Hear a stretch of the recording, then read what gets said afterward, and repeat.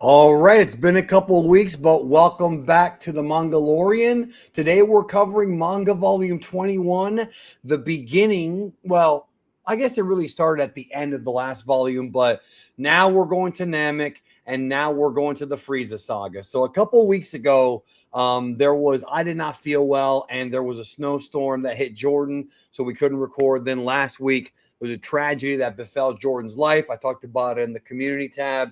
I'm glad to have you back with us, bro. Yeah, I'm ready to talk about this. Let's get into it. Yeah. And so as of right now, are we still planning? Are we still planning to Christmas do Eve. one on Christmas Eve? Yeah, even if Yeah, it's earlier. I talked to my wife. She said it should be fine. So All right, so we should be presenting that coming up very soon. You know, I find it interesting because today's volume, which is volume 21 of the original Dragon Ball manga, this volume is very much centered on expanding the lore of the Namekians.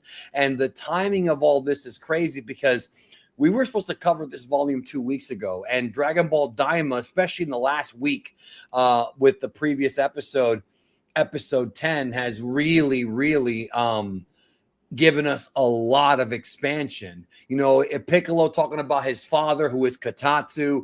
This very volume, these early chapters are all about that. So weird timing, I would say. yeah, very weird. We just saw a bunch of ships like this running around in the last episode of Diamond. So yeah, it's yeah. And now we're Leaving the seeing it demon in a realm. whole new light. A whole new light. Yeah, I said this recently, and we're not going to talk about Daima too much on this stream, but I did say recently that when you first start picking up information about Daima, even the first few episodes, I was thinking, man, I was excited for this sort of little side adventure, nothing too serious.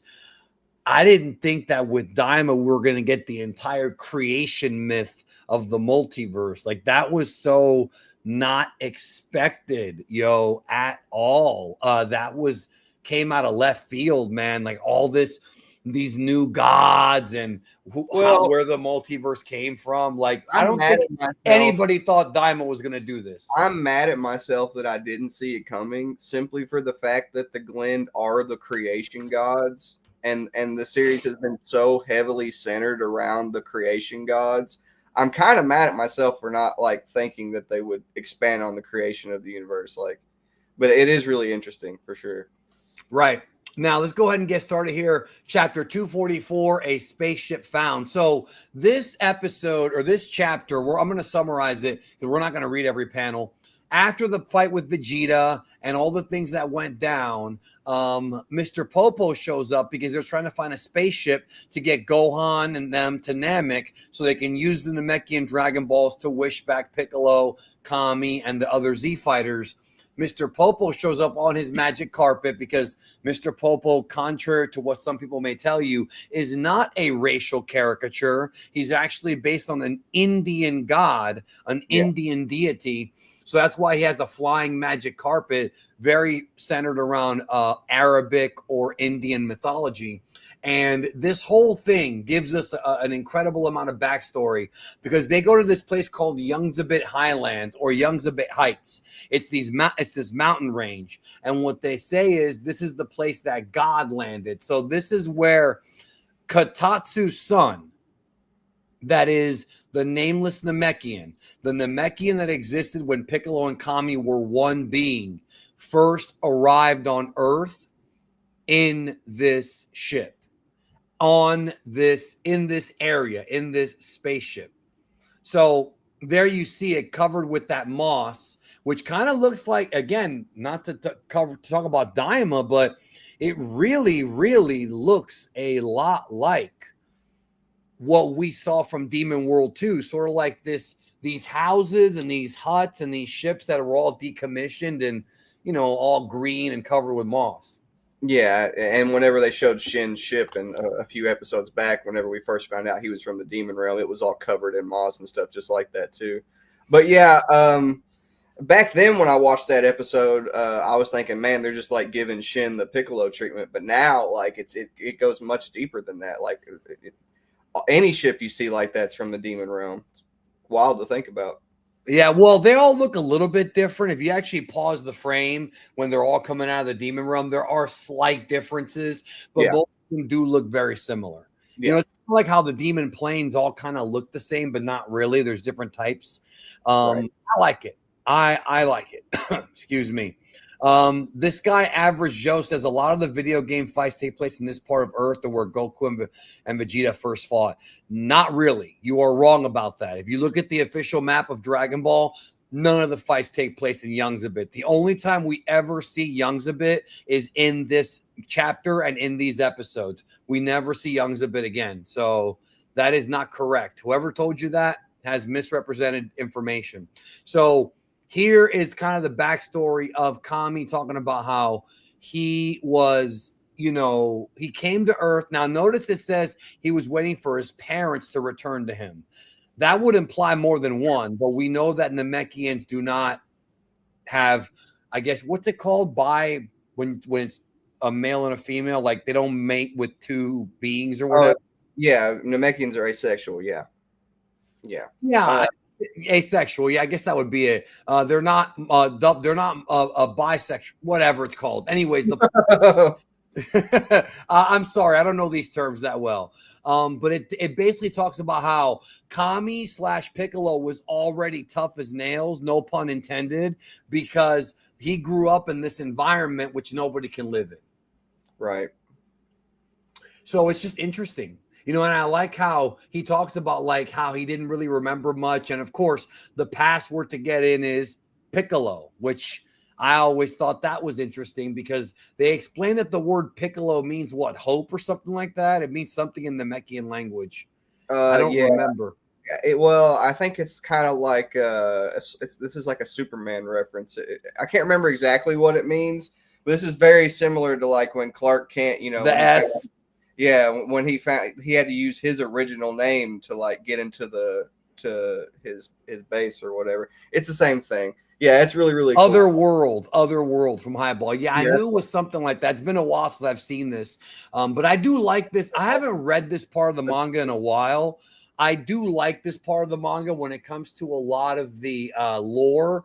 And I really like it's not something I revisit too often. One of the cool little Easter egg tidbits about this time period is that Toriyama, while writing the early parts of the Namek Saga / Frieza Saga, had a very bad toothache. He talked about this in interviews and he complained about it. And he was like, I had a toothache today and it got in the way. I didn't want to draw and it got in the way of, I don't know if anybody, I mean, I'm sure people in the chat who are over the age of 18 have probably had toothaches. But when you have like a really bad toothache, like if it's one where the cavity's gotten inside and gone deep, bro, it's so hard to work while you're in part of your skull, bro.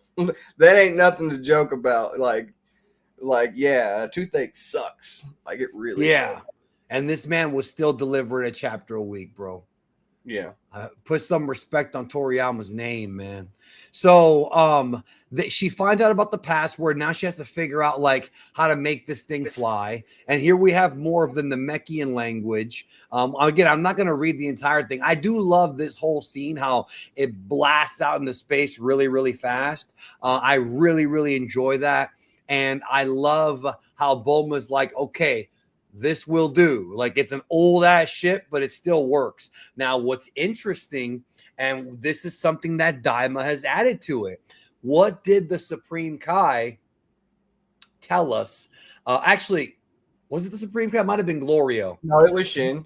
Shin. The Supreme. The ships go faster because of magic. Right. Now, I'm not saying that the Namekian ships were all built with magic, because obviously when the son of Katatsu came to Earth, it was obviously way after the demon realm was established. But it would make sense as to why this ship is apparently faster than the one Goku used, despite Bulma's dad working on that ship. You know, if it does have magic in it, that's a retcon that makes sense. Yeah. It makes perfect sense, man. You know, people complain about retcons and some of them are bad, but when they make sense, they work. Well, the thing is, you can't expect an author to use all of their lore as soon as they write it. You know what I mean? Especially Toriyama, because he came up with it a lot of times later.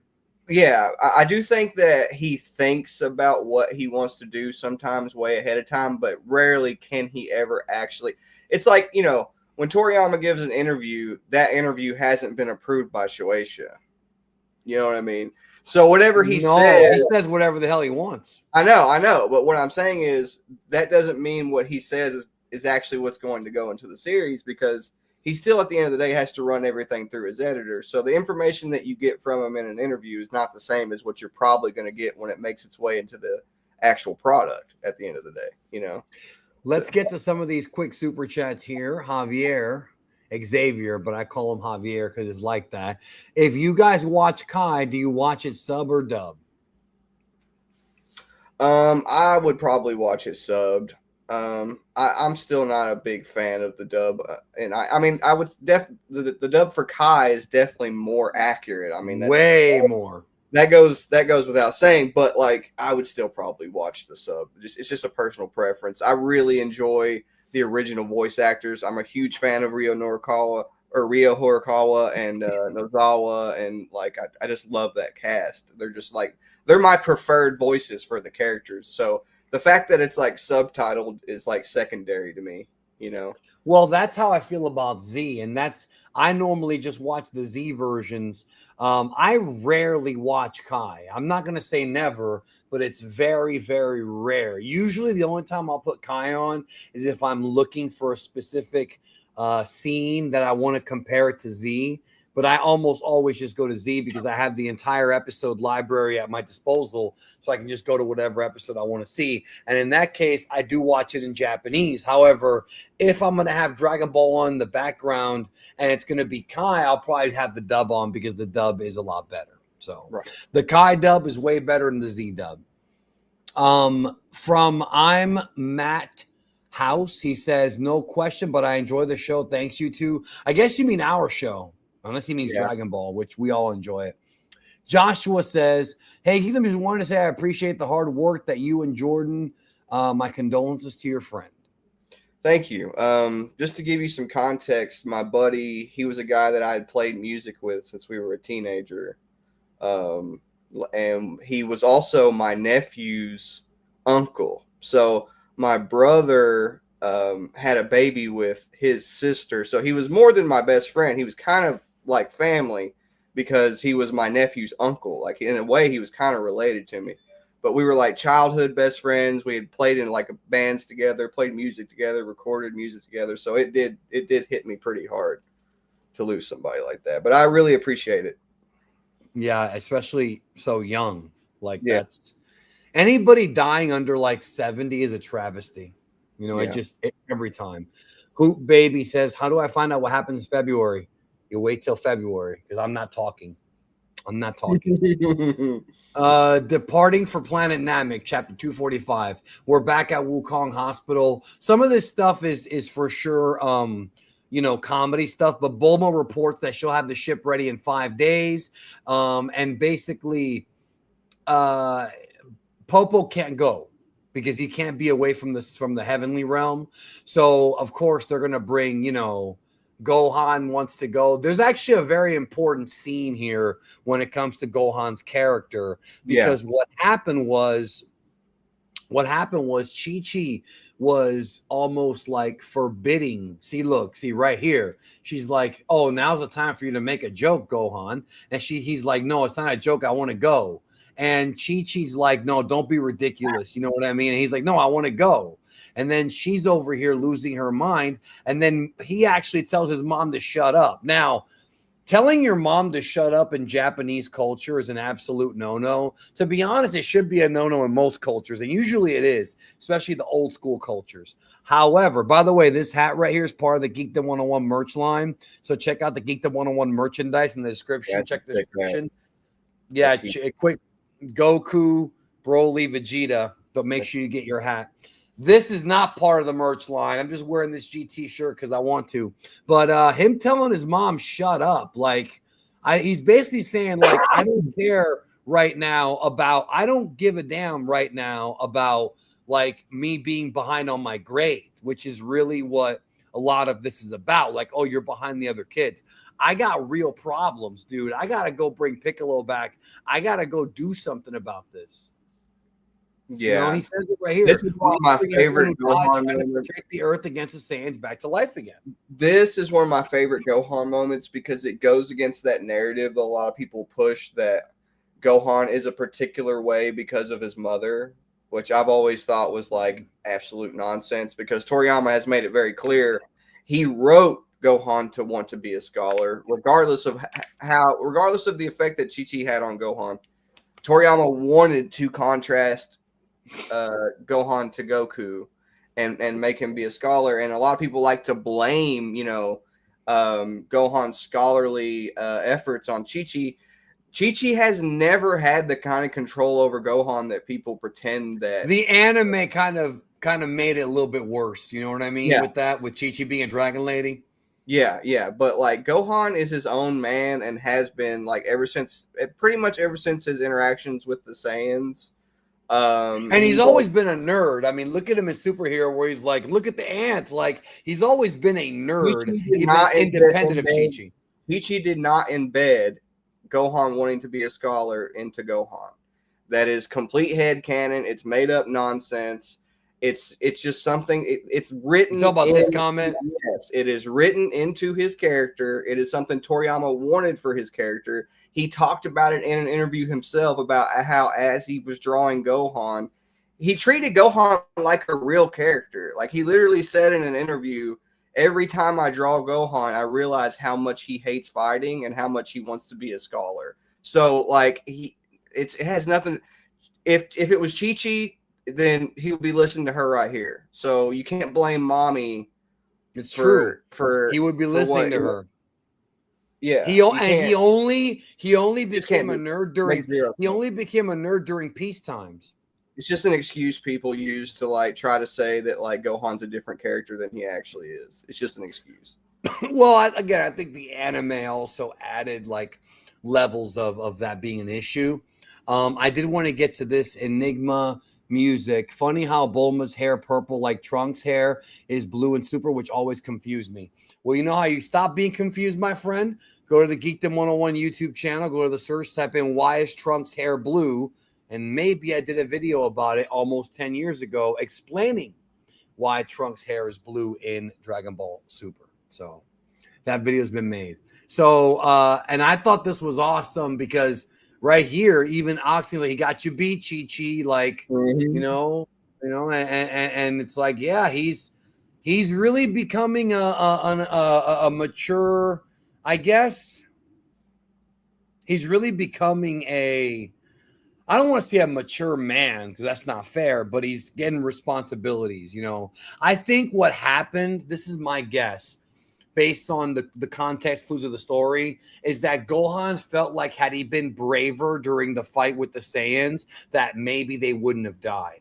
Piccolo sacrificed himself for Gohan. So I think Piccolo sees it as Gohan sees it as his duty to bring Piccolo back to life because of the sacrifice. Right.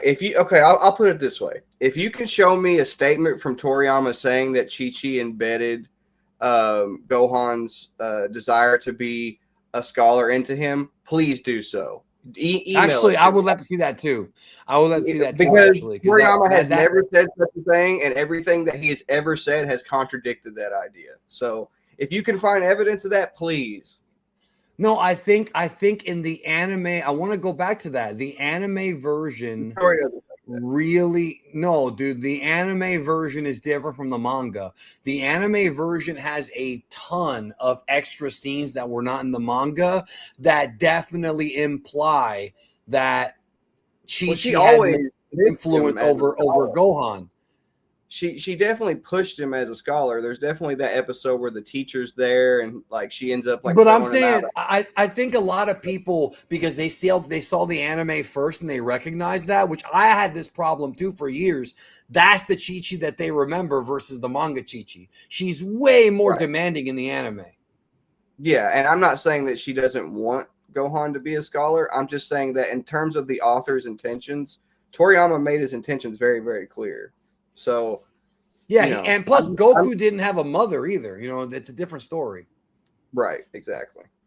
Yeah. So, but again, I'm not like blaming Highball. I think in Highball's case, and this happened to me as well. I I'm can not really relate with you. anything, The you no, know. no, no, no. The anime version of Chi-Chi is the one that I think most of us saw. So I forgot who it was years ago pointed out to me. They were like, you know, Chi-Chi in the manga is very different.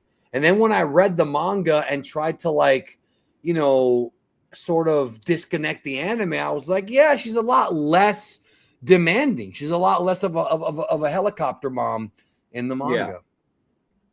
Where are you reading this? In Florida, bro. I'm in Florida. Jordan's in Kentucky. So here we have Bulma fixing the ship, and 5 days have passed. The ship is ready to go. We have Krillin here. He's ready with that Kulilin hat. That hat that I'm not selling, even though maybe someday I will. And of course, here comes Gohan with his haircut.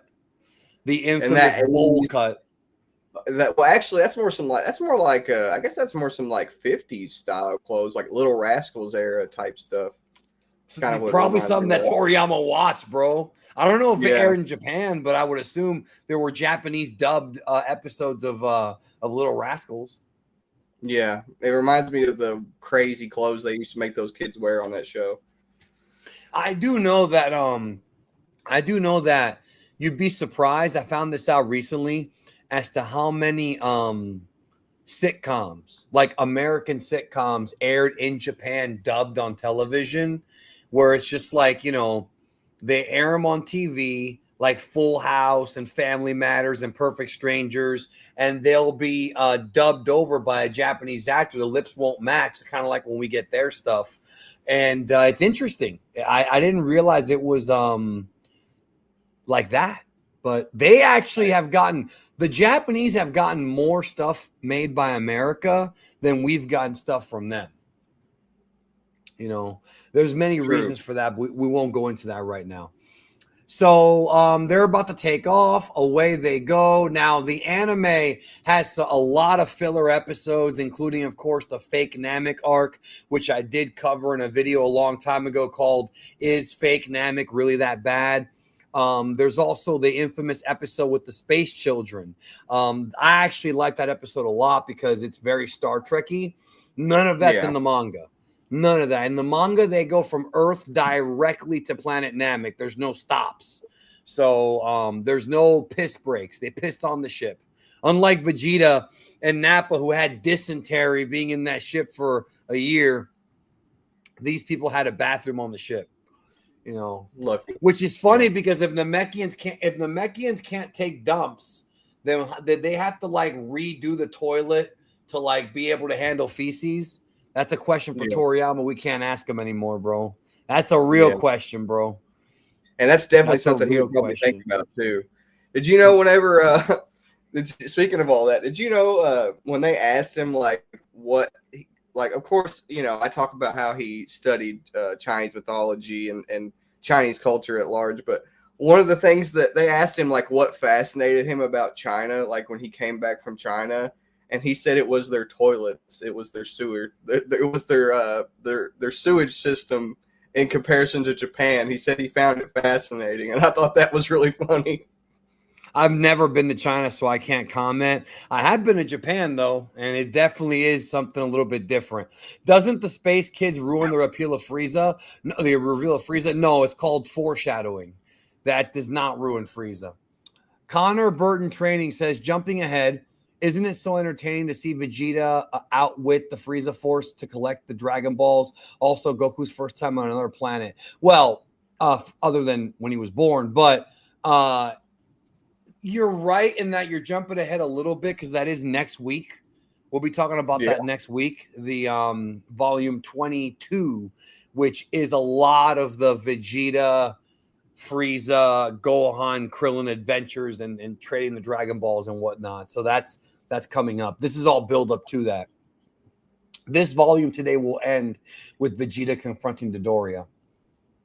All right. So Xavier says Be honest, guys. If you were Krillin, stuck with Bulma on a ship for months, and her BF, your friend is dead, are you folding even if Gohan is there? What do you mean? I mean, I I really know what he don't. means. I don't really well, what I mean is about your friend is dead. Like, I don't really consider Bulma and Yamcha to be a thing at this point.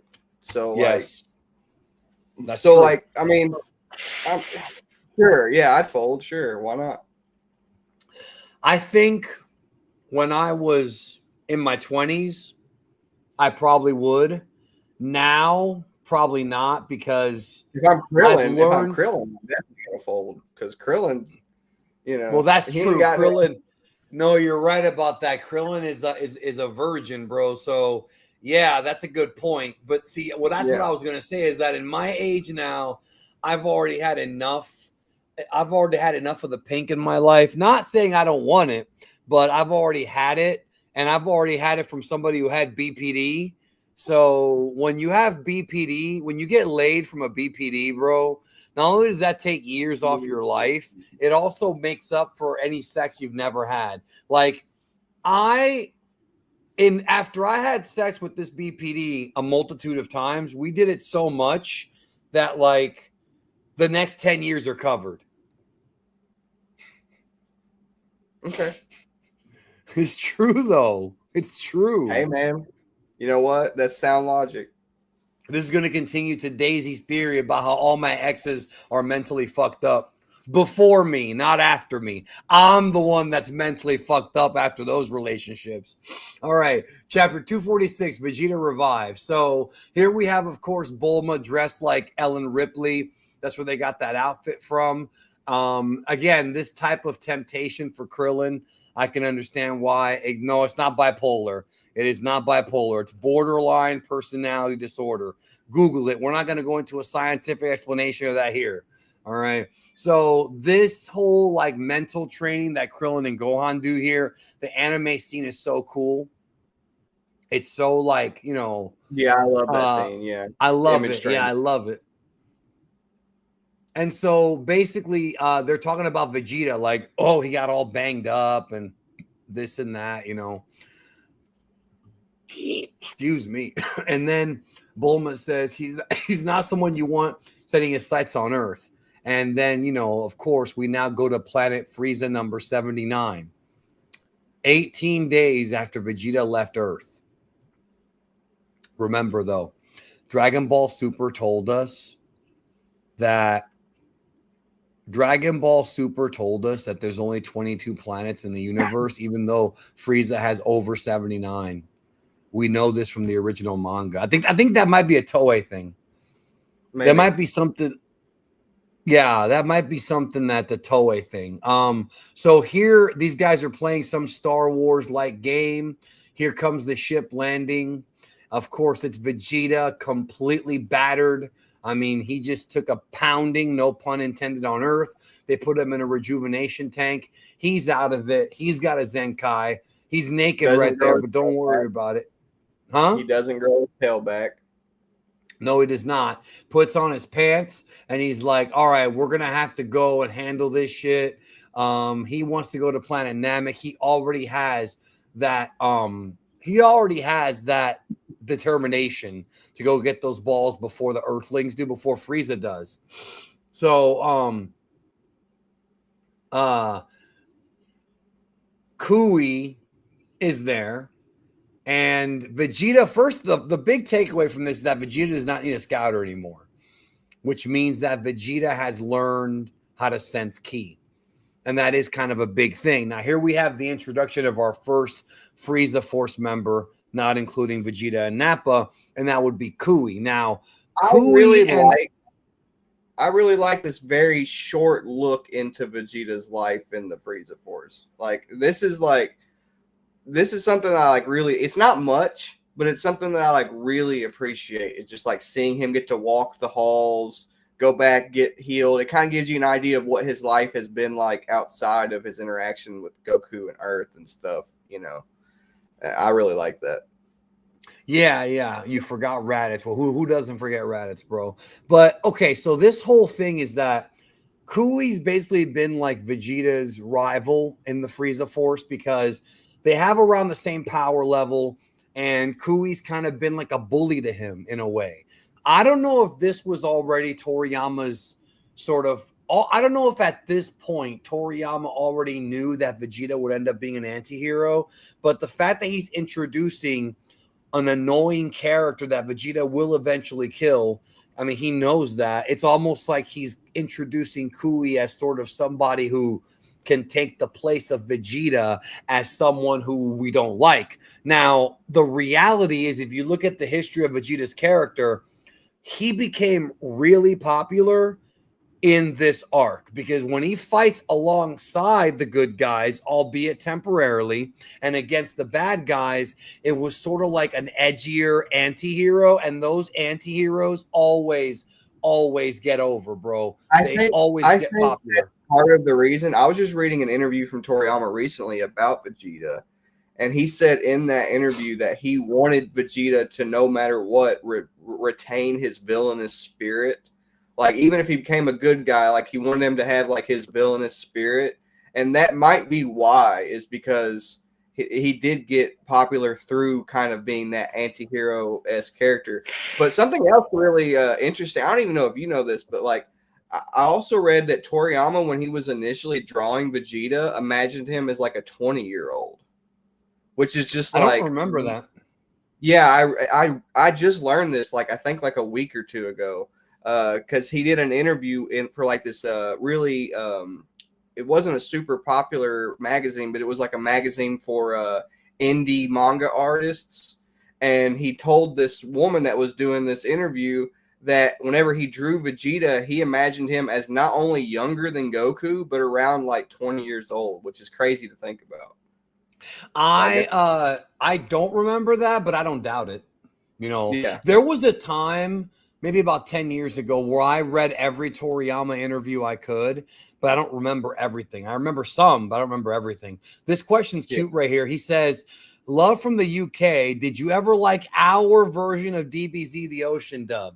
Well, I hate to break your heart, my friend, but the Ocean dub is not your version. I'm afraid America had the Ocean dub years before you did because it was produced in a Canadian studio by an American company. So I'd hate to break your heart on that, bro, but the Ocean dub has no affiliation with the UK except that it aired there. All right, that's number one. Number two, yes, the Ocean dub was the first version of Dragon Ball Z that I saw in English. And I have interviewed all the major Ocean dub actors here on the channel, so check that out. Well, Justin Except Sullivan, Scott. Vegeta is older than Goku, but what's funny about it is in the interview I read, this is so funny. Toriyama said that he had originally intended to tell the staff that he was younger than Goku, and then he waited too late. He waited, like, he literally saw that they made Vegeta older in the Saiyan special, the Bardock special, and then he was basically like, too late. So, like, he did originally, like, intend to tell them that, like, Vegeta was younger, and then he saw that they made Vegeta older, like, in the special, and he was like, well, I guess I can't do that anymore, which is just, like, really funny to think Vegeta about. does kind of look younger, too, in some ways, you know? Yeah. Maybe the height. Yeah. Xavier says Krillin gets upgraded Bulma after this anyways. Well, in the anime, yes, Marin. In the anime, that is true. Okay, so this whole thing builds up a little rivalry between the two, and Kui thinks that Vegeta is still a punk, still a bitch, you know, and the whole purpose of this conversation is to build tension, but also it is the fact that Vegeta has now heard that Frieza has already left to go to Namek. Now, this is the earliest mention of Frieza, I believe, in the manga.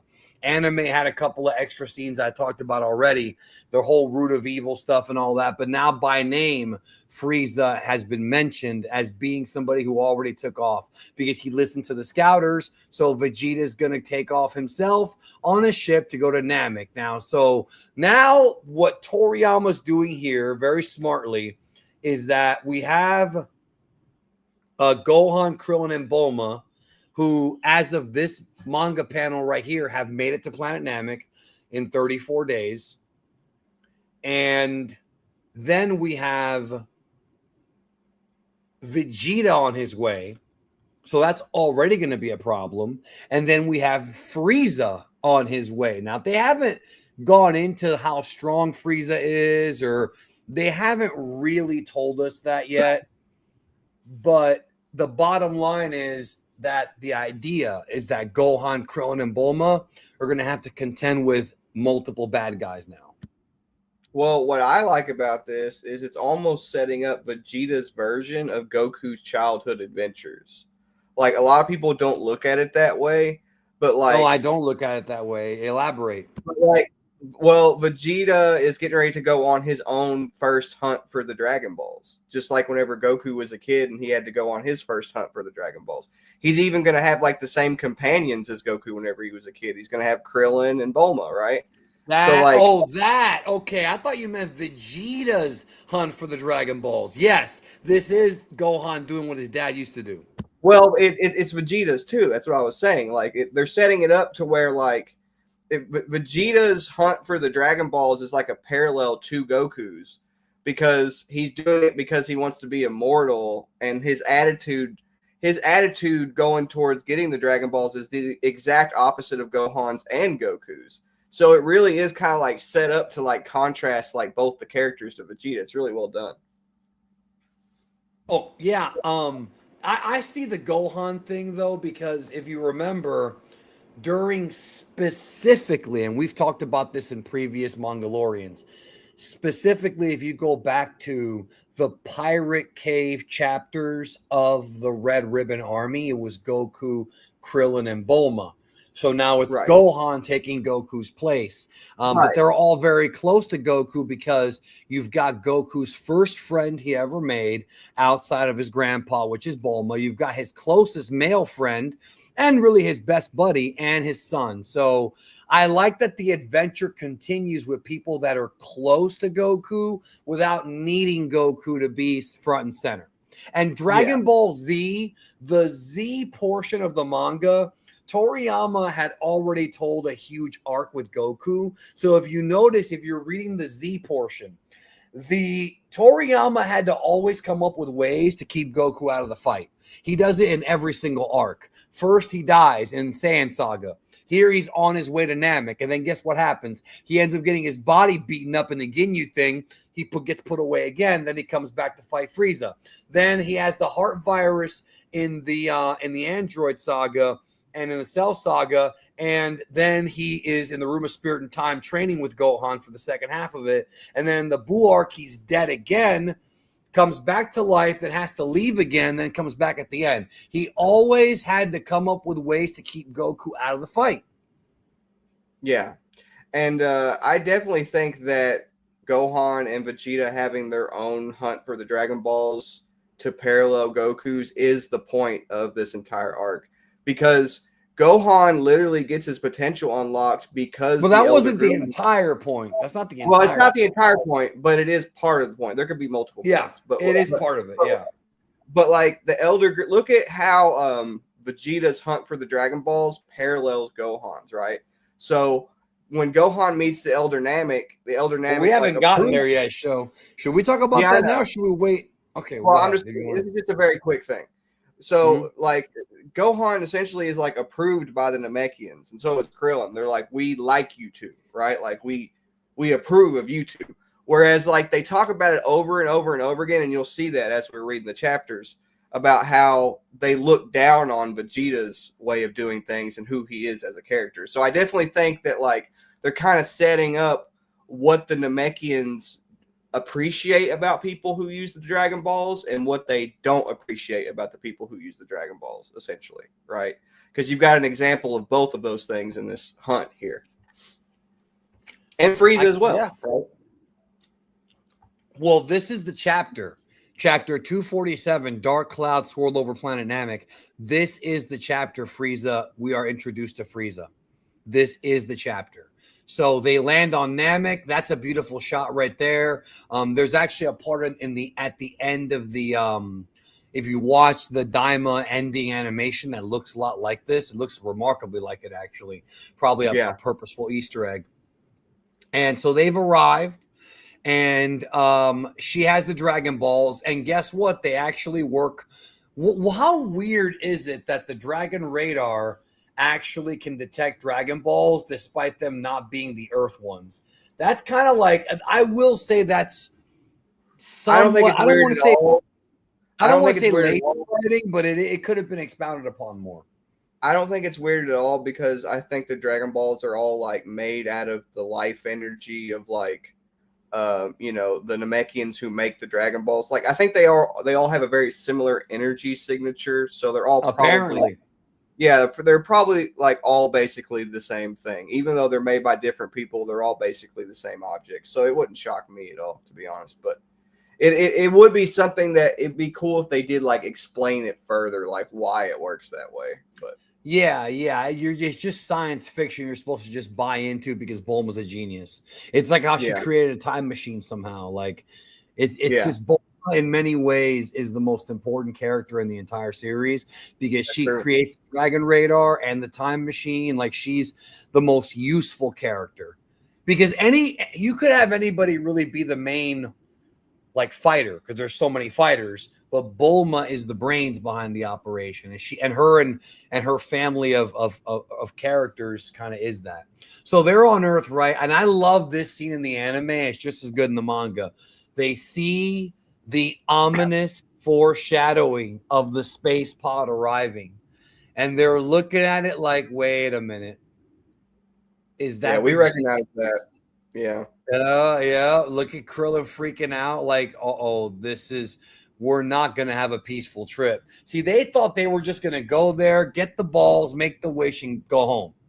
It's never that easy in Dragon Ball, bro. Otherwise, we wouldn't have a story. Right. It's like the demon realm, bro. Like right now in Daima, like they have guys specifically guarding the Dragon Balls whose job it is to guard the Dragon Balls. I think that's a very, very cool idea. That the Yeah. Tamagotchis are there to protect the balls from you have to beat them to use them. Well, that's the reason the Namekians are here. That they all have an elder at each stop that guards the Dragon Ball, just like the Tamagami. You don't have to fight them, but you do. Well, we'll get into it, but they actually have like a very similar process here on Namek. Very Yeah, they similar. have protectors. They have protectors. Yeah. Yeah, Yeah. but the Tamagamis were created for that purpose, and I thought Yeah. that was always. And we might find Yeah, out and more they're about OP. them. They're OP and cool as hell. I really loved watching Tamagami.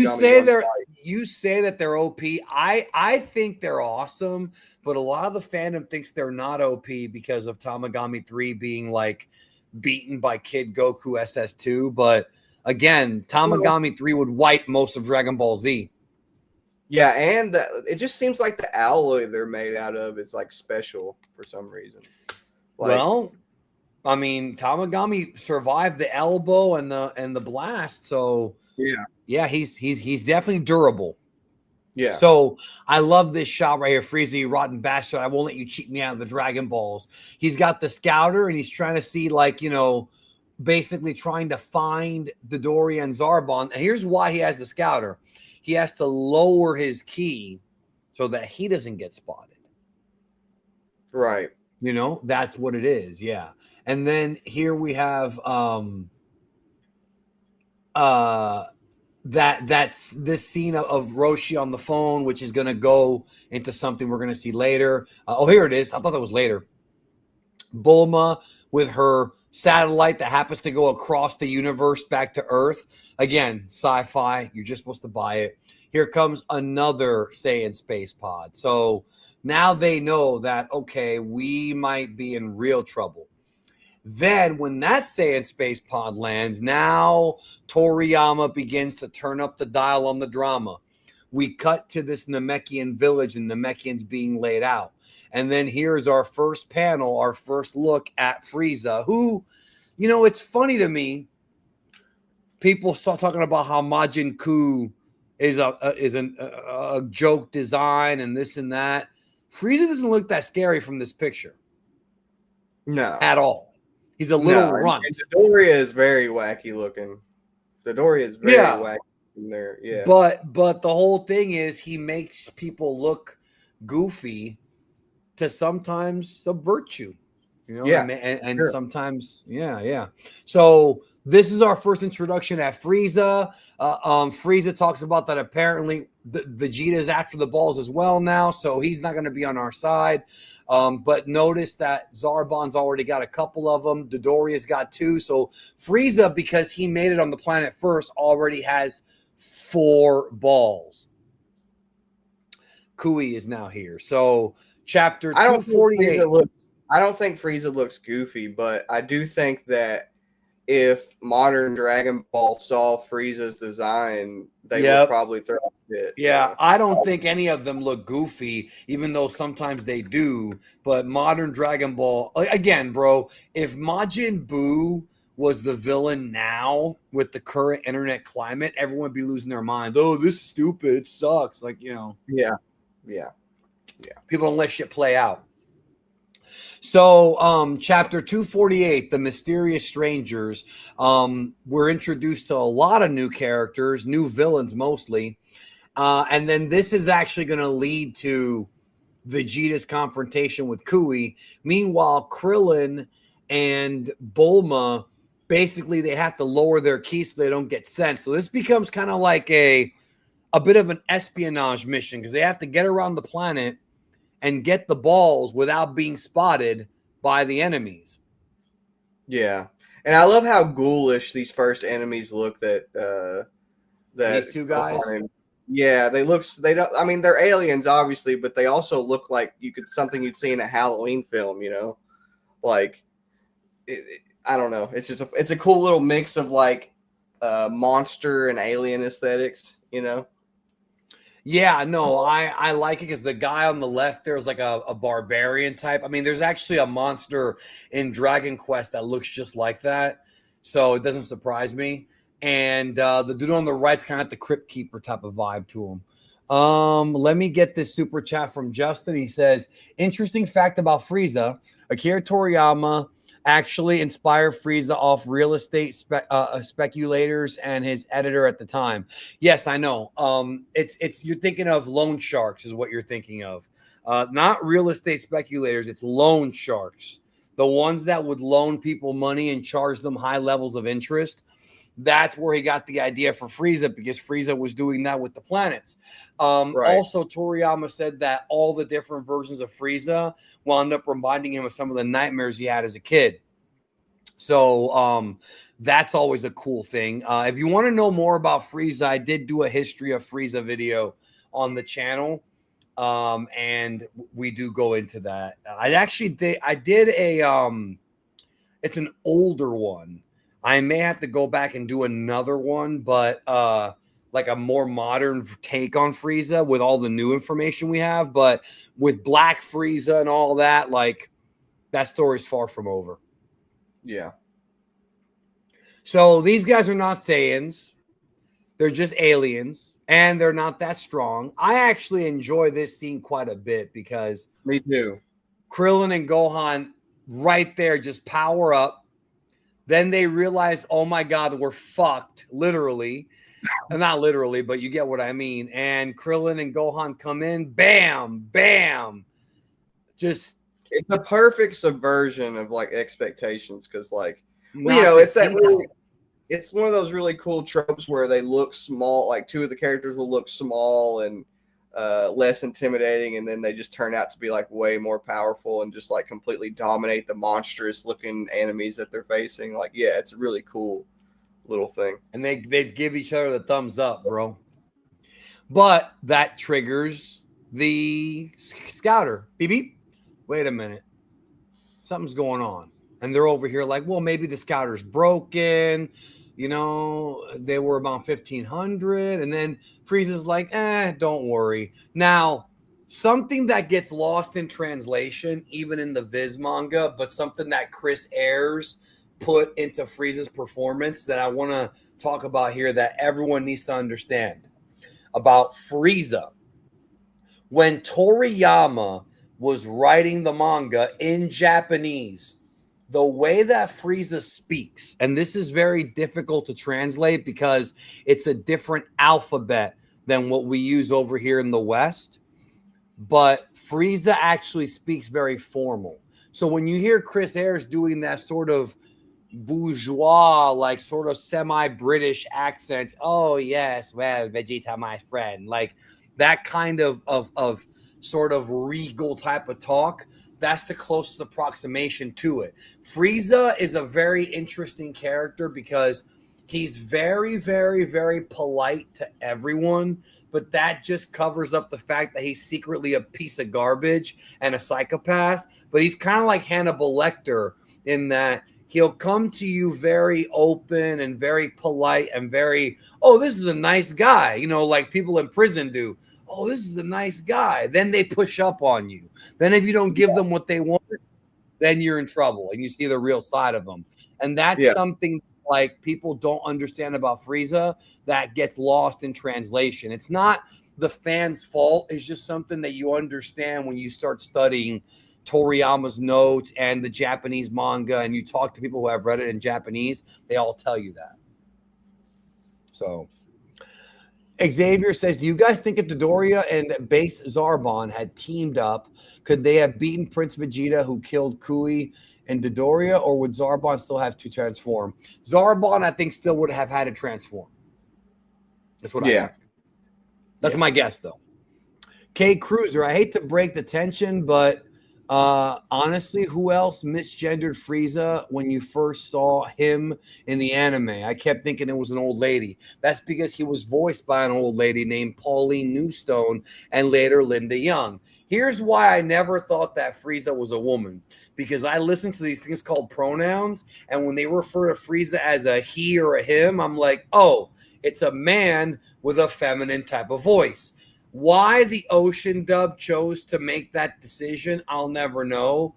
Pauline Newstone is a talented voice actress. We did lose her many years ago. Unfortunately, she passed away. And Linda Young is also talented. But when you hear the pronouns, it just tells you it's not a he or a him. What's funny about that, though, is if you watch the Spanish or Portuguese dubs, Frieza has one of the deepest voices in the entire series. Mi amigo Vegeta. No sé, like literally that deep. So it's kind of funny how the two studios did it totally different. Of course, you know, the Spanish dub blows away the English dub for that reason. Because they knew. So they're all worried about the fact that Vegeta's there and Bulma's freaking out over it. Now we have Vegeta confronting Kui. This is one of my all-time favorite, like, no, Dragon Ball Z was not woke, bro. Come on now. Don't start that argument. So Vegeta and Kui. Now this is one of my all-time favorite, quick fights. Because it starts with both these guys just talking shit. It's just mad shit talk right here, right? And Vegeta reveals to him, like, I can raise my power at will. And that's our cliffhanger. Now, I want to talk about this real quick here. Chapter 248, Vegeta's superpower. So this is something that Toriyama drew that I thought was really, really, really useful if you're reading the manga for the first time. What this page literally does for manga readers, especially if you're picking up with this arc, is it tells you what the motivations are, what the goals are for each side, and where the story's gotten to up until this point. This is one of my favorite chapter pages because this is so damn useful. Yeah. And I really like how they make sure to point out that both Frieza and Vegeta want immortality too. I really like that. No, yeah, and it shows that like they're not on the same sides. He says both trying to kill each other. Like, and I like that. I just think it's very useful, you know, and they're holding up the name card. I guess the translator forgot to put Frieza's name there, but you know, this isn't the most perfect translation either. So here Vegeta begins to power up. And imbecile, I've been in combat situations you couldn't even dream of. The battle on Earth nearly claimed my life. Did you honestly believe I'd remain on par with someone content with hiding behind Frieza? Great fucking dialogue from Vegeta. Now he becomes a scary fuck 19,000, 20,000, 21,000, 22,000. Then bam, the scouter breaks. Wait a minute, Vegeta can't possibly be this strong. And now this is what they're saying, like, man, did we get defective scouters? And then Vegeta reads it at, or I'm sorry, Dodoria reads Vegeta at 22,000. And it's like, whoa.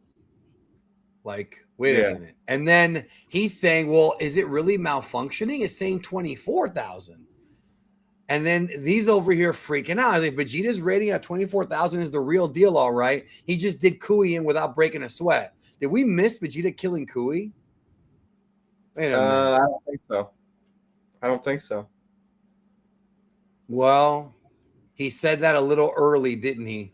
Yeah. He said that a little early, didn't he? So this is where he does Kui in. I love how Kui says, hey, look over there, huh? You idiot. And then just blasts him thinking it's going to work, you know? And then even he's like, I can't believe you would do something that stupid. And he got behind him, and the speed has also improved behind him. That's a very important. That's an important little panel that people overlook, because it basically proves that when you power up, when you raise your chi, you get faster. Like, a lot of people try to deny that that's a thing, but that's like literal, like, firsthand evidence right there of the series telling you, yes, you get fat, you get stronger, faster, everything, like all of yours. You get more durability, more agility. Like, it's just. But it's realistic to the real world. You know, if you spend your life as a professional runner, you're going to get faster until you eventually peak out. You know, you're going to just get faster. So there you go. Yeah. So now Kui tries to escape. But unlike Goku, who, you know, would let people get away. Oh, well, you'll turn a new leaf. Vegeta's not Goku, which I think is why he got so popular, because he like most of us can relate to Vegeta, and we understand that these villains are very bad, like Frieza's group, and they need to be put away. Right. You know what I mean? They're not going to redeem themselves like Goku thinks they will. So here comes Vegeta. He gets right in his face. He punches Kui. Down he goes, and then double blast Kui's mouth. I think it's called Dirty Fireworks in the video games, right? Yeah. Yep. That move was not called Dirty Fireworks in the manga. It didn't really have a name, but it's the two-finger move, bro. So the one that I used on your mom. He just explodes. It's hilarious, bro. That's actually a really appropriate name for it, like, considering it just says happened. Boom. Yeah. Yeah, because these look like dirty fireworks. Yeah. It's not Nappa's move. It's not Nappa's move, but it's done with the same fingers. Like I said, that's the move I did on your mom, bro. So, and I like how, like Xavier pointed out, that move just destroyed the armor, just right through. Yeah. Vegeta's first of many kills he would get on Namek. Vegeta stacks bodies in this arc, bro. Not just Ginyu guys and Frieza Force guys, Namekians as well, innocent ones at that. So Vegeta's plan is that all he has to do is gather one Dragon Ball. See, this is smart. He's going to gather one of the balls, then wait for somebody else, namely Frieza, because he doesn't know that Krillin and Gohan are there yet. He's going to wait for Frieza to get 6 of the balls, and then Vegeta will steal the 6 balls from Frieza. Then he'll have all 7. That's kind of genius. And the fact that nobody thought of this before Vegeta in this entire manga so far. Remember, we're on volume 21. We are deep into this series, and nobody thought of that until now. Yeah. Yeah, Vegeta's definitely really smart. He's a survivor. That's that survival instincts, but more like the survival intellect. Yeah. And then the idea is that he wants to get eternal life so that he can beat Frieza. Now, if you remember, originally, the idea was that Vegeta and Nappa wanted eternal life so they can fight forever. But that was retconned into Frieza. And that, again, that's an example of a good retcon because it gave us a real legendary villain. Yeah. Wait a minute. Hold on. The pages are wrong, bro. Look, this page actually belong down here. So I guess whoever scanned the pages wrong because there's an extra page. Yeah, it's a double page. That's weird. And that's rare for that to happen, but I'm waiting for the Seed of Might versions because they're going to have really good manga versions when those come out. So yeah, this is where they make it clear that they're going to stay hidden, and it's like basically they're going to be playing hide and seek for a good portion of the arc.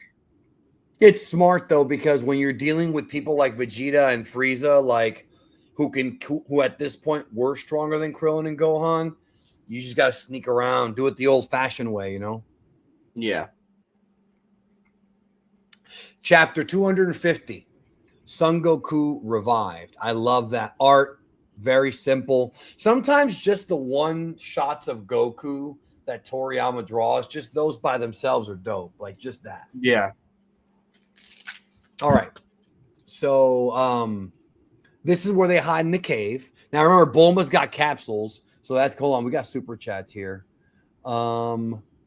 Xavier says, do you think Frieza didn't wear a scouter at first because of his ego and power, like he felt he doesn't need to have one?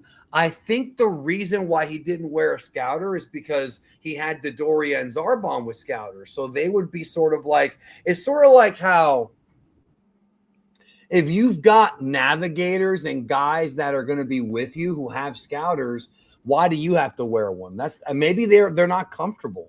And he just wanted both eyes to be, you know, clear.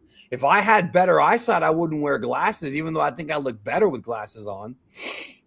You know, so that's always been my thing, that he's got the Dodoria and Zarbon there to kind of be his eyes and ears, you know, to report to him. So this scene is incredible in the fucking anime as well. All these villains just blasting by. Yeah, like that's starships. Yeah. Oh my God, I love it, bro. And they're like, yeah, we're going to have to hide out, bro. We're going to have to, like, we can't do shit. And then this is where Gohan is sensing that power. Like, wait a minute. I've never felt a power this big. This is like way beyond Vegeta, even in grade 8. Yeah, I love the way that Frieza's drawn right there, too. I love it, too, because that's like that. That is what I like to call determined Frieza. We see it a lot in this arc, where he's on his ship just flying, like really focused and determined on getting the balls. Like Frieza is my favorite. Frieza is my favorite villain. Obviously, my avatar on YouTube is based on that. He's my favorite character because he's the most, not because I agree with Frieza at all. I'm not a genocidal lunatic rich boy. I'm none of those things. But he's just the coolest character to me. Like just the everything about him, bro, is just cool and creative, and I just enjoy seeing him in the show and in the manga. Yeah. Krillin here confirms, as strong as Vegeta was, I think this guy's got him beat. Straight up. Straight up. Stronger than Vegeta? Is that even possible? Hugo says, I always wondered how they managed to measure Frieza's power since all scouters tend to break way before his power level. LOL. Well, that's true. I'm guessing that what they did was they measured it with a different tool than a scouter. So you know how they take babies' power levels at birth? I've always felt like there might be a different way of doing it. This is obviously my own headcanon. I think what they do is they draw blood. I think the original way to see what your power level is to draw blood. And then later, scouter technology was developed. What do you think about that? I mean, or maybe like cells, maybe like hair cells, or like take a little piece of skin off you, you know, something like that. DNA evidence. I think in terms of like your I think the reason that would work in Saiyan society is because their power level is partially determined by their genes, right? Like we know that for a fact. We know that like Broly, Vegeta, and all of these characters, they have that. Broly was a freak of nature. But I think it would only work on characters who naturally would be born with a lot of energy and a lot of power. I think the weaker the character would be, like somebody like Goku or something like that, it would probably be harder to determine their power level because you have such a small amount of energy to try and detect. You know what I mean? So I think like if there's like if they have like a huge power level, you could probably definitely like do some DNA stuff to figure out just how powerful they are for sure. But if they have like a small power level, I'd say it'd probably be a bit more difficult. This is correct. This is correct. I just wanted to highlight his comment there. I love Pota. Look what Pota said, bro. Read that. Yeah. You're supposed to read it out loud, but all right. Oh, no, it's fine. We have to read everything out loud because there's probably people that are listening to us that aren't watching. That's right. Yeah. Because even though we show the manga on the screen, there's probably people that know the manga so well, or they at least know the story. They don't need to follow along. But the parts where we say, "Oh, look at this art," then it's a little bit harder. I do think the propaganda stuff is like overlooked in the arc, like because Raditz did legit think that he wasn't trying to trick Goku when he said that. Like he did legitimately think that. Like now, Vegeta seems not to have fallen victim to it, which we find out later on in the arc, but. Raditz did legitimately believe it for sure. Yeah, Raditz definitely did. Moving on here, this is just basically Gohan and Krillin setting off to go find some Namekians, and notice they're not flying; they're just doing very fast jumping because, like we've talked about in the past, Buku Jutsu flight requires ki, and so if you turn on your ability to fly, you can be sensed with scouters. And that's why, like, again, I got the question actually a couple streams ago somebody was like, either that or it was on Twitch, why does Goku use the cloud when he's heading back to fight Vegeta and Nappa? Oh yeah, why does he use that instead of flight? Yeah, and it's because he wants to save his energy because Buku Jutsu does eat up energy. Well, obviously, the stronger you get, the less it eats up, but still. This is like a really cool excuse for them to like not only have to like sneak their time around. Well, it also like limits their travel, kind of like what they do in Daima. Like it limits their ability to travel quickly to where they're trying to go. Right. All right. And then here we go back to Earth. This whole thing is Goku's already doing sit-ups. I actually think this scene is pretty funny. He wants to like get out of the doctor's office. They're over here like, dude, you're still not healed yet. But we're talking about Goku, who's very, very impatient, I guess the word is, because he obviously knows his son is out there. And this is where Goku is told, like, I just got a message from planet Namek, but it's not good news. That little harassment Roshi committed there towards the. Yes, it says rub. Don't try this at home, guys. Don't try this at home. Well, don't try it anywhere outside of. Don't try it. Just don't try it anywhere. So he gives him the good news. They made it safe to the Namek. Okay, good news. Bad news is Vegeta has followed them there. And now Goku's like, oh boy. And that's not all. I received a transmission from Turtle telling me that Bulma left another message. Vegeta is not alone. It seems there's at least 10 of his friends there as well. And they managed to wreck the spaceship they came in. So now they can't go back to Earth. What a situation they've gotten themselves into, bro. Right. And now Goku's like... He's like, okay, what? And then to make matters worse, there's someone there with an even stronger energy than Vegeta. And then here comes the real savior of Dragon Ball, the real hero of Dragon Ball, Yajirobe, with Senzu beans. And now Goku, yes, right. the sage beans, yes. Now Goku does not need to wait for his body to heal because one of those will take care of it. Bam, and then boom, he breaks out of the cast. Of course, the doctors who don't even know about the Senzu beans, or how strong Goku is. Yeah, like, they don't know, but it's not just the Senzu beans, it's the fact that the dude ate the beans and then busted the damn cast off. So you know how You know how Pota was talking earlier about like saying propaganda? How much do you want to bet that in the world of Dragon Ball, Big Pharma has a huge cover up to where nobody's supposed to know anything about the senzu beans? So anytime that they're used, Big Pharma covers it up because they know that if the senzu beans actually became a thing that people could eat, that doctors would be out of a job. Yeah, bro. Yeah, definitely probably something like that going on.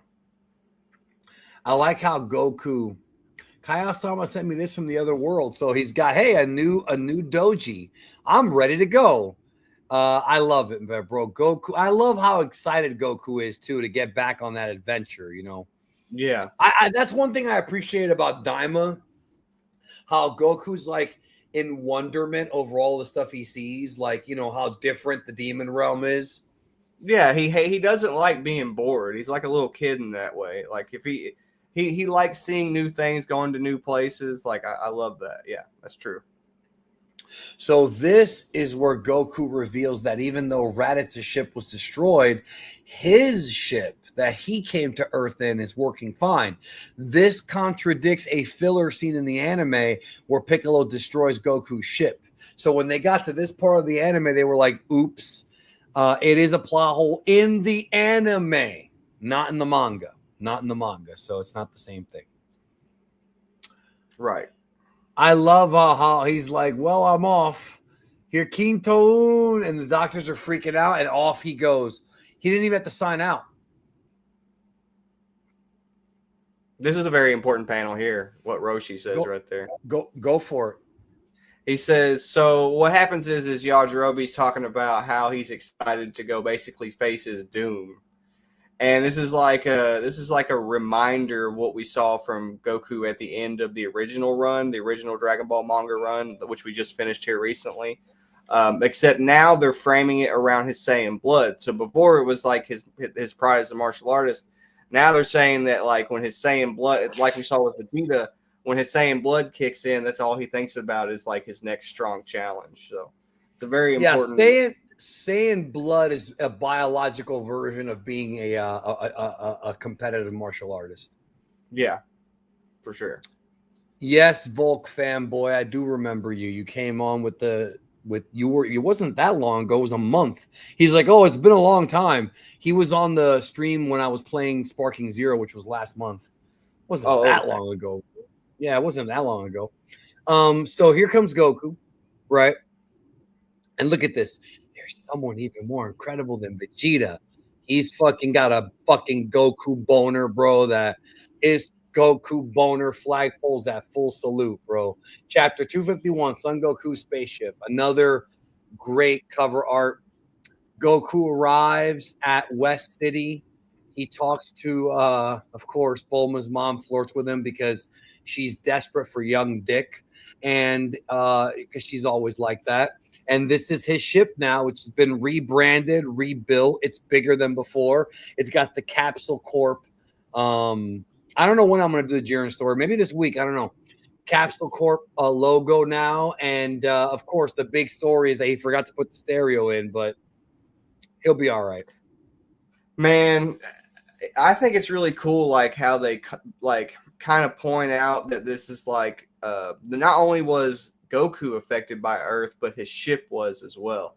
Like I like how Goku lands on Earth, and then the first like space adventure that he goes on, he leaves on his original ship, which has been, of course, worked on by Capsule Corporation, which he only came into contact with due to being sent to Earth, and he only became the type of person that he became due to being sent to Earth too. So I really like how he lands on Earth as one thing and then leaves the Earth as another. I think that's really cool. Yes, and of course we talked about how the ship is like the egg and journey to the west, and yeah, you know that whole thing. Excuse me. So to summarize what's going on here, he has taken the ship and added gravity training to it. This is the beginning of gravity training being a recurring thing in Dragon Ball that Vegeta would later utilize. So he has the gravity training. He's got food, and the ship will get there in 6 days. So he's upgraded the ship to get there in 6 days. The Namekian ship got there in 34 days. This one is going to get there in 6 days, so they'll be all right. And That's a fast ship. And off he goes. I like how Goku didn't even go talk to his wife and say goodbye. Maybe that's why people think he's a bad husband. Should I address this Mrs. Brief thing? Because you know how I feel about that, right? Yeah, sure. Go ahead. Her name is not Mrs. Briefs. Dr. Brief is his first name. Bulma's family has no last name. His name is Budifu Hakase, which means Dr. Brief. Bulma Briefs, Trunks Briefs, all that shit's dub shit. They have no last name in the Japanese manga or Japanese anime. I did a whole video about it called Bulma. I think it's called Bulma's Last Name Debunked or something like that. It came out years ago. Her last name is not Briefs. It's just Bulma, and that's it. Buduma, that's it. Very few people in Dragon Ball have surnames. Goku, Son Goku, is one of them. So, what kind of Saiyan name is Trunks? Well, he wasn't named after a Saiyan. He was named after the family. Briefs, Bloomers, Trunks. He doesn't have a Saiyan name. He has a name that goes with their pun. Right. Well, as far as 1v1ing me, I have to play the updated Sparking Zero because they did make changes to it. So I would have to kind of figure that out. You didn't know that? You should watch my video on it. I did a whole last video called Bulma's Last Name Debunked. I actually go into how most of the characters don't have last names, and I talk about the ones that do. So it's interesting because it's not that many characters. It really isn't. So off goes Goku. He's already in space. 6 more days to go. He starts to train, and there's obviously a lot more filler in the anime. There's more training in the anime. There's the scenes where the Z fighters go to King Kai's. This is in the anime. That's not in the manga. Like that whole where they fight the Ginyu Force. That stuff's not in the manga. There's Goku about to hit a star, and he has to go with the asteroid suit. That's all anime only. Good filler in some cases, though. Yeah. You know what? I'll ask about the Sparking Zero tournament. What were you going to say? I was going to say this is one of my favorite scenes. Yeah, this scene is phenomenal in all versions. So Krillin and Gohan are there witnessing what's going on. Frieza's force have hit to a new village, and they want the Dragon Ball. These Namekian elders are not going to give it up to them. This is our first look at actual at new Namekians, not like Piccolo and Kami, like actual new Namekians. This is our first look at them and see how they kind of look different. Chapter 252, Frightened Namekian. So they're there, and we see, and this is also the introduction of Dende and his brother Cargo. Namekian names are basically supposed to be puns on slugs. So Cargo is Escargo. Dende, I think, just means slug. There's Lord Slug, duh. And then nail is a pun on snail, not on the thing that you hammer. So they're sneaking around, figuring out what's going on. This scene is very, very fucked up in the anime, but it's Den Mushi. Yes, that's snail. Snail in Japanese, Den Mushi. So, and look, here's Frieza being polite. And it's written in the Japanese manga with more polite katakana. It's a different katakana if you're being polite. Are you good, bro? I hear noises coming from your shit. Are you good? Yeah, there's nothing. It's quiet here. All right. I keep hearing noises. I don't know. Okay, so they're talking Namekian, and he's like, don't speak Namekian. Speak to us in a language we can all understand. Now, this is a question I've gotten a lot throughout the years. What language do they speak in Dragon Ball? Because in the Japanese version, it's Japanese. In the English version, it's English. In the Spanish dub, it's Spanish, right? So what is the actual language in the universe? Well, depending on what dub you're watching, it depends on the language. But in universe, the language that Frieza's referring to is called Galactic Standard.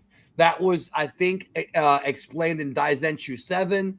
So Galactic Standard is the language that everybody speaks in Dragon Ball that isn't, Namekian or something like that. Right. So that's a tidbit that a lot of folks don't know. All right, so this little line, that panel right there in front of us. This one here? Yeah, that one's very important. So he talks about how the second Namekian that they killed told them that the leaders of each of these sections where they keep the Dragon Balls will only give the Dragon Balls to those they judge to be men of valor. And that it doesn't just reflect what's going on with the Tamagami. It also reflects what Kami told Goku, because Kami told Goku prior on in the original Dragon Ball that every location that the Dragon Ball is in is a test of the person who's trying to go after the Dragon Ball's character to test them as a man of valor. So it's the why this is so important is because Goku as a character has already went through this test, right? He is already on Earth through Kami went through this test. He's already been found a man of valor, right? And he is on his way to Namek to save the Namekians. And so it's sort of like Goku is the hero that the Namekians have been waiting for, and nobody realizes it at this point. Like an unknown messiah. Yeah. Like nobody realizes it because they don't realize that like Kami went to Earth and like created Dragon Balls and put Goku through that process. So they don't realize that there's like a secret savior like headed towards Namek. And this is like it makes the whole plot of the Namek Saga and the Frieza Saga much more grand and mystical because it connects the Earth to Namek in a much more relevant way through the Dragon Balls and like how they work. Well, what's funny is one of the questions that got brought up that I don't have an answer for is in Daima, why didn't they just go to planet Namek and use their Dragon Balls? Because they could have realistically used their balls to become adults again. And there's no answer because the Dragon Balls on Namek should still be functioning because if you remember, they function again with unlimited wishes after only a couple of months. So they should still work. That's true. But when they left, they were initially worried about Dende. So right. Of course. So but they still could have. Well, Vegeta could have still gone to planet Namek with Bulma and gotten the balls. Yeah, they could have done it. Yeah, for sure. But I think that they're more worried about getting there and making sure that their Dragon Balls aren't doomed. You know what I mean?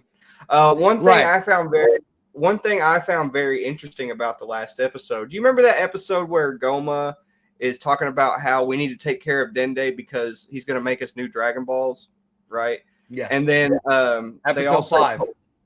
Yeah, and then they also told us that the Demon Kings were self-serving and they used the Namekians as slaves, right? So that kind of gives us an example of like how they use the Namekians as slaves.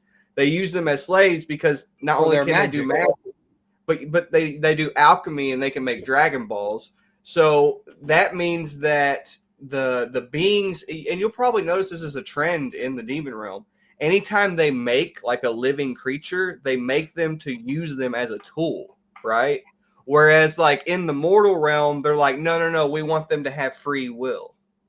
And I think that's like a really interesting parallel between the two realms because like Ku, for example, Ku is a Majin that Arinsu made, but she made that Majin to serve her own personal interests. Like she created life to serve her own personal interests. Whereas like in the new realm, they're making life so life itself can thrive and have free will and enjoy itself and things of that nature. So I just find that very interesting that the Namekians were kind of like created for the purpose of like being slaves. And they kind of, it's kind of like they're suggesting that they saw the new realm as an opportunity to be free as a species, which I think is really interesting. Yeah, no, it is interesting. And the thing about the Tamagami that I really like is it's not about being a man of valor, but it's sort of the Tamagami's being put in place sort of prevents a weak person from just finding the Dragon Balls and wishing to be stronger or wishing for something that would be an unfair thing. You have to get a Dragon Ball from the Tamagami, you have to defeat it in combat, and you have to already be strong. So I don't know about a man of valor, but certainly a man of worthiness, combat wise in the demon realm. But we may find out more this coming week because Neba's being built up for that. So I do think that Ku and Goku, because I think Ku is probably like more powerful than people give him credit for. But I think the fact we're definitely not Ku, done with him. Right. I definitely think that when Goku basically caused Tamagami 3 to give up, and Tamagami 3 was like, you're a fair fighter, and that's why I like you, right? I think that is important to the Tamagami and to the Namekians. I do think that they don't just want somebody strong. It's got to be a one-on-one thing. They got to kind of practice the values that they're looking for as well. And they kind of point that out here in this panel too, because he talks about how the Grand Elder. Yeah, this is a very important panel. This is very important. Yeah, so like every time they go to one of the 7 spots on planet Namek, the Namekians themselves have to go through a test of either combat, like a contest of strength, or a contest of wits, which is exactly what we saw with Goku and Tamagami 3. First, he defeated him in this combat strength situation. And then he did the whole cup thing where he switched the cups around and he was testing balls. Yeah, he was testing Goku's intuition. So like it really is like what the Namekians do is a reflection of what the Tamagami are, and vice versa, of course, because the Tamagami came second in terms of like who was written. But they are like a reflection of each other in that way, and it's very, very interesting. I really enjoy it. So this is the first time we find out about the Grand Elder, which in the Japanese version is called Saichoro, which means Grand Elder.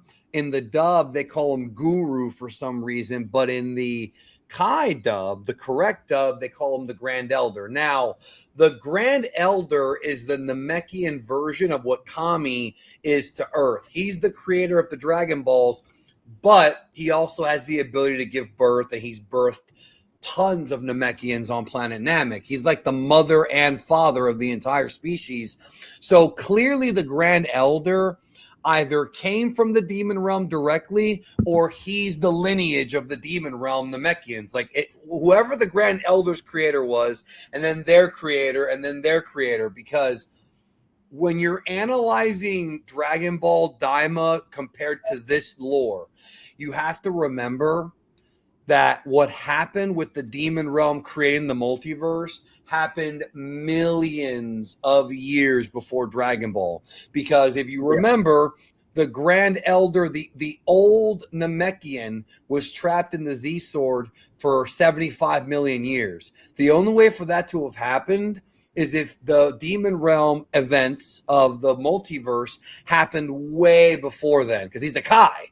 So that means the Glind. So that tells me, Yeah. Anyways. So yeah, the idea of a Grand Elder is just the Namek version of that. And then of course Vegeta's hearing everything, spying. And they're over here saying, oh, we're going to accommodate you, which is code for we're not going to kill you. Here comes Zarbon, taking it by force. These scenes are very brutal because you were witnessing a bunch of innocent old people get killed, and watching this for the first time in Japanese as a kid fucked with me, because when Dodoria snaps that guy's neck and the screen turns black and white, it's different if you fucking fire a blast to kill someone, because that's not realistic, unless you use a gun. But in Dodoria's case, doing a neck snap is a very real way of murdering somebody. And seeing it in the show is very disturbing, because like his eyes just go white. Like it always fucks with me. Like it's fucked with me like for years, bro. So down he goes. As far as like the scene's very graphic. Yeah. And he fires a blast to take him out. Zarbon, of course, moves out of the way, fires his own, cooks him. And it's just, they're bullying. And he's like, how about you accommodate me now? And then Frieza is like, well, I just want to wish for eternal life. And then they're like, no, we're not going to give you the Dragon Balls, like, even if it means you kill us. And then he's like, well, you choose death, so that's fine. And Gohan's getting more and more mad, trying his damnedest to not raise his ki, knowing that if he raises his ki, he's going to get spotted because beep, beep, beep. There's Dodoria sensing something weird is going on. But before he can investigate, here come the warrior Namekians from the other village to make the save. Yeah.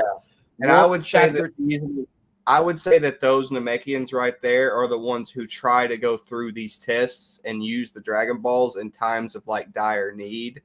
Like essentially like, well, they're the fighter types for sure. Yeah, those are the Namekians that you're looking at, that they train and teach their values and stuff like that, that eventually would hopefully become the savior of Namek if something like this happened again. It just never works out. Goku ends up becoming that instead, but ideally they would train like a Namek to become that. It just never works out that way, right? Yeah, well, not in this story. So chapter 253, this is now Frieza. We see a full body shot of Frieza. That's our first look at Frieza's full body shot, obviously in that form, but we did not know at the time that Frieza transformed. That wouldn't be revealed till later. So here come the younger Namekian warriors to defend the village. Frieza's just over here, not even... He doesn't care. Breaking a sweat. Yeah, because he knows that his guys are much more dangerous. So now Dodoria is going to be the one to step up. And as well as the henchmen. They're all going to fight because Frieza's not going to get his hands dirty with this type of scum. And the Namekians do pretty well. Like, I actually think they do very well here against the jabronis, the job squad. I mean, they're just, good stuff here. But what they're doing, one of the cool things that they're doing is they are making sure that the scouters, and we're going to get to that strategy, they're really trying to fix that. So this is where like the Namekians are really paying attention to what's going on. And Dende and Cargo, he's like, hide behind me, And then what the elder does is he blasts the scouter because he knows that the scouter is how they, yes, Cranberry's there. The scouter is how they were able to find them in the first place. So if we can destroy the scouter, it'll take them much longer to find the other Namekian villages. Yeah. Smart man. He might die, but he's going to save some Namekians on the way out. Right. And then Dodoria gets pissed off. Namekian resistance, chapter 254. This part right here, the old man does fine. Here comes Dodoria. I'll kill every one of you. I'll kill you all. Dodoria is a piece of shit, bro, for real. We're about to get some real violent shit. He freaking comes up behind this guy. I mean, that's super fucking violent right there. Just blood, just through that guy. Mouth blast this dude. He's history. Trying to go after this guy. He does his ki blast.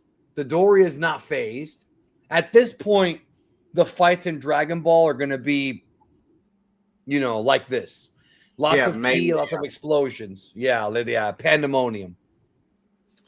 Headbutt into the wall. He's dead. I mean, look at... Oh, yeah. This is That's brutal, bro. Bro, this is so much more gory in the manga than even in the Z anime. Like, he cracked his fucking skull open, bro. Look at that shit. You see that shit? Thick, gooey blood coming out of the top of his head. Yeah, bro. It's fucked, bro. Yeah. It's fucked.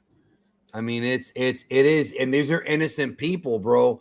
And it's just, this is all being done to put heat on the villains.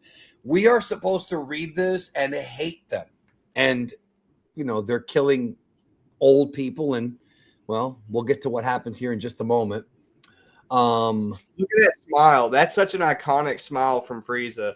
That's the that's the I've successfully tricked you smile. That's what that is. Anytime Frieza has like I got what I want. Yeah. Anytime he has like successfully tricked somebody into doing what he wants, he smiles like that every single time. It's awesome. We got a couple of super chats from Justin. Let's see here. He says, I love this scene. Frieza's conversation with Mori is very similar to Hans Landa's introduction in Inglorious Bastards. Ah, yes. And the only difference is he doesn't have one of those German pastries, bro. You know those badass German, bro. I've had, after I saw that scene, after I saw Inglorious Bastards, I wanted to have those Pastry. Yeah. pastries so bad, bro. That's what I took away from that scene. Like, shit. He says, so Frieza just sent Big Lizzo over here to kill those Namekians. You wrong for that, bro. You wrong for that, bro. You wrong for that. So he's like, now that you've destroyed our scouters, tell me where the other two villages are. And he's like, dear, oh dear, not you two. There is absolutely no one on this planet willing to speak about their friends. I suppose that means that you'll have to die along with the children. What did you say? Why you? Then bam, he gets elbowed. Son Gohan and a Frenzy, chapter 255. This manga picture right here is what inspired the driving test episode, which wouldn't happen until a while after this, years. Actually, that episode, the driving test episode, aired like a year after this did. Because that's Dragon Ball Z episode 125. And the Frieza Saga ends with like episode 107. So like it's a while. Like it's like it's literally like a year and a half after this manga chapter. So he goes back, got a nosebleed. He's over here saying, yeah, we're gonna kill the kids as well. And he's over here like, you know, if you wish to martyr yourself so badly, I'll be happy to end it. And he's over here. It's just all threats, bro. Two of them remain. Tracking down the remaining Namekians will prove to be much of a challenge. You may kill all three of them. So he's telling Dodoria, go ahead and kill all three of them. And then the Namekian elder steps up. He says, allow me to show you the pride of the Namekian people. So this is like the whole like Saiyan pride. Well, it's like the whole Saiyan pride thing, but it's the Namekian version of it, because it's like I have pride in my own species type of thing. Like I will die to protect the future of my own species kind of thing, you know, which is very interesting.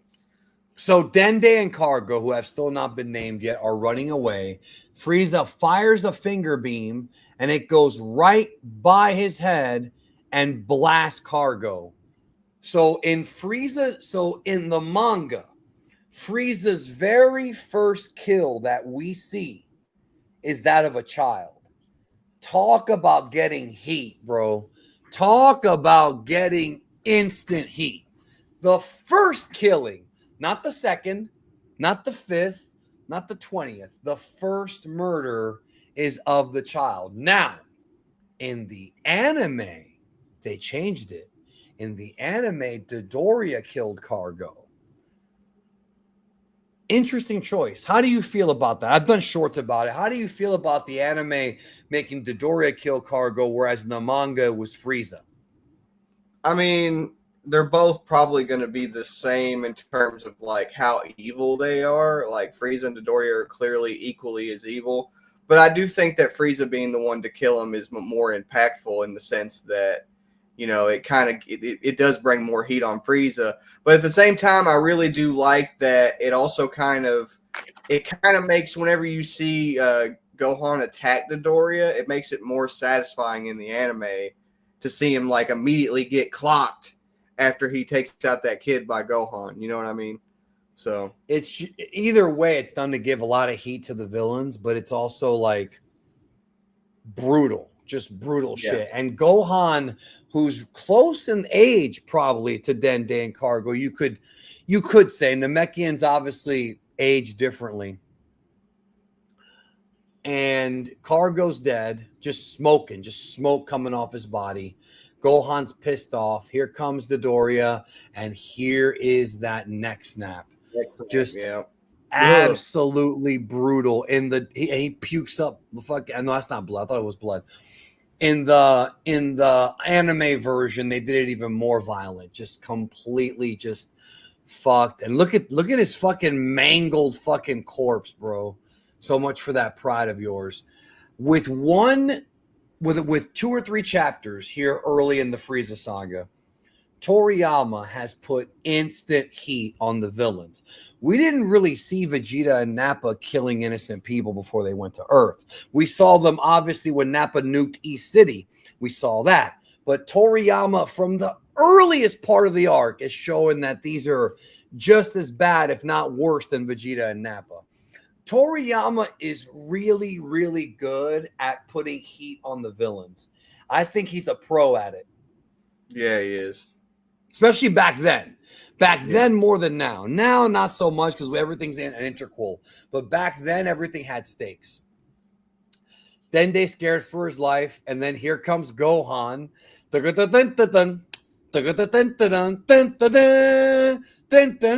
the music that played in the anime.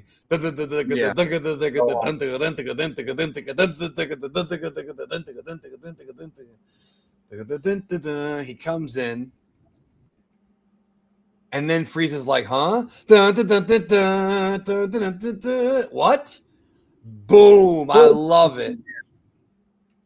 Yeah. This panel alone probably made people in Japan hugely mark out for Gohan. This probably earned him a lot of fans. Oh, yeah, for sure. Yeah, I mean, this is one of my favorite Gohan moments for sure. I love it. I love it, bro. And this is when he's not, and you have to understand the character. Gohan has already seen the Namekians die because Piccolo sacrificed himself for Gohan right in front of him. And then Gohan busted out the Masenko on Nappa right after, right? But Gohan here is like, okay, I've kept quiet long enough. Now they're killing children. Fuck that. And then and Krillin's like, oh, this fucking idiot. He's like, what the hell just happened? I'm the one who's going to take you down. The bravery from Gohan, bro. Gohan grew the fuck up between little Goku right here, bro. The bravery, dude. I fucking love Gohan in this arc. I actually like him a lot in this arc. What was that? And then here comes Krillin from the other side with the drop kick.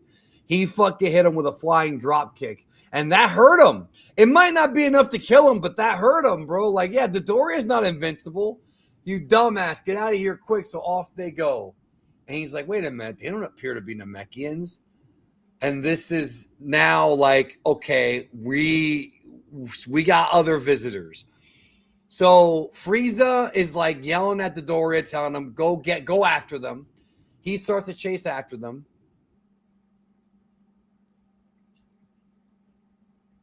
It's no good. He's faster than we are. He's going to catch up.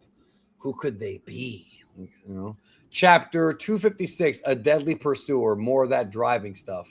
So they're flying off. And then he's like, and then Gohan's like, let's fight him. And he's like, no, we're only alive because he hasn't caught us yet. So he doesn't think, I mean, like I said, they can't beat him. No. But they can hurt him, which they did. And then his idea is, okay, if I give the kid to Gohan, maybe I can slow him down. Which of course we're going to get to how he does it, which is the ultimate move to slow you down. Taioken, which is Sun Fist, aka Solar Flare. Something these motherfuckers in the Frieza Force have never seen before. Thank you, Crane School, for coming up with that technique. Hey, the Turtle School ain't the only badass school. The Crane School has come up with some very useful techniques like that one. In fact, in some ways, that's like one of the most useful techniques. Yeah, especially in situations like this, for sure. Yeah, no matter how strong your opponent is, if they can't see, especially if they can't sense ki. He should have, you know what he should have done? He should have done the Taioken like he did and then fucking sawed him in half with the Kienzan, bro. Yeah. Like right there, just saw his legs off. You know what I mean? Mm-hmm. Fucking Krillin. He's over here marking out like, no, you idiot, saw him in half. Still. So they're hiding from him. They lower their energy. He's like, where the hell are they? Because remember, he can't sense energy. Dodoria is having a meltdown. He's blasting area, like the ground around them, trying to find them. He's just completely losing it, sinking an island. And he's like, fuck it, I'm going to have to just blow everything up. You know what I mean? And make it so that, like, we get him. And then here they're behind Dodoria, but he still can't sense them. And then he's like, fuck it, I'm going to get out of here. And without scouters, it'll be a real pain tracking them down. So then out of nowhere, someone hits Dodoria. Kloop. Down he goes into the water. He gets out of the water, and, well, it's your worst nightmare. And that is the end of volume 21. Yeah, man. I actually like the pre-Goku part of this arc more than the Goku part. Look, I know that Super Saiyan is a big deal. I'm not saying it's not. And I know that's a great fight. I'm not saying it's not.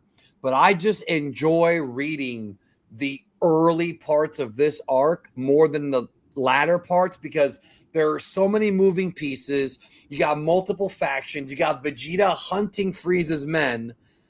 What a great fucking volume, bro. I do enjoy the early volumes, but there's something about Goku showing up in his gi. And like, no, that's great too. But I just, you know what I mean? Like, there's a lot of shit going on.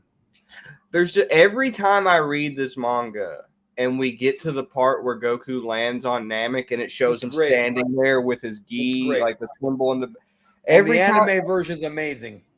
There's just something mystical about it. I don't really know how to put it. It's just like every time I see that, it's like a legend unfolding in front of my face every single time, and I love it.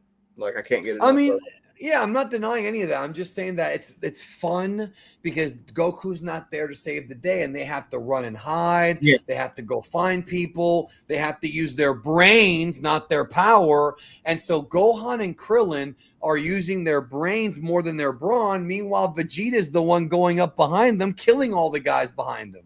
True. So I mean, it is very important. And it's also like, even though Goku's not involved in it per se, it's still like kind of it's a great build up to what happens with him later as well. So yeah, it's all around like this part of the arc is underrated for sure. Like a lot of people I love it. Yeah, and I had fun watching the anime version too. It was just, I was on the edge of my seat as a little kid seeing this arc because I really wanted to know just what the hell was going to happen. Is Vegeta going to be able to take out Frieza? Will he get immortality? Like, and then, the Ginyu Force, they're teasing that. That's coming up later, so we'll see. Volume 22 will be next week, and when we get to volume 22, that means that we'll be 20 volumes away from finishing because volume 42 is the final volume. So that means that we're are we halfway through now? Yeah, over half. 21 plus 21 is 42, right? Yeah. So as of right now, we are halfway through the Dragon Ball manga. Through Dragon Ball Z. The Dragon Ball manga goes all the way back to the beginning. We are halfway through, just like how we're halfway through Daima. That's kind of, again, crazy timing. So a lot of good time. Yes, halftime, bro. A lot of good stuff to go. So next week, I guess I'll see you. We'll see them. Yeah. We'll see you guys next week. Check out the video I dropped today on my channel. Yeah, I haven't even seen it yet. Yeah, check it out. Hold on. We got a couple super chats here. One last one we didn't get to. Diego says, if they had scouters, could they have killed Gohan and Krillin like in the early Broly movie scene? Gohan and Krillin would have been hiding from them. That's the thing. They would have been hiding. They would have. Their powers were still reserved. Because if you remember in that scene, he picks out the sniper's power level. He actually talks about what the sniper's power level is before he wipes them out in that scene. Whereas here on Namek, they're like powering down to where he wouldn't even notice them at all, even if he was wearing the scouters. So it's a different situation. Yep. Anyways, folks, I am out. Thanks again. Let me thank you, Jordan, as always, for hanging out with me. And I will. My next video is probably going to be tomorrow. Make sure you watch the video I put out yesterday about Dragon Ball without Toriyama. I may drop one tomorrow. I may not. I want to drop the Afterlife Explained video because that one really, that needs to be dropped so people understand that better. But We'll see. Anyways, we're out. Have a good one. Take care.